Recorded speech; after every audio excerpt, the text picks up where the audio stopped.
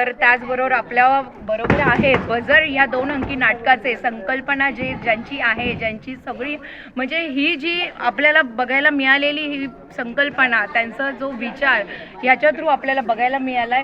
तर आपलं नाव काय बोललात? शैलेश फणसगाव. हां, शैलेश सर, तर तुम्ही काय सांगाल? मला तर फार आवडलं तुमचं हे 2 अंकी नाटक आणि बजर याच्या थ्रू तुम्ही समाजाला दाखवून दिलं की वोटिंग किती महत्त्वाचं आहे. तर तुम्ही काय सांगाल त्याबद्दल? ना तोच महत्त्वाचा विषय होता आमचा की सगळ्यांनी हे 100% बाहेर पडावं मतदानासाठी आणि चांगल्या आणि योग्य व्यक्तीची निवड करावी आणि आपण इतरांचं ऐकण्यापेक्षा आपलं मन काय म्हणतंय ना याचा विचार करून आपण तो मार्गक्रमण आपला करावं, हाच महत्त्वाचा त्या नाटकातला विषय होता आणि तो मांडायचा होता की सगळ्या मुद्द्यांना हात घालून तो तिथपर्यंत आणलेला आहे विषय. खूप छान, खूप छान.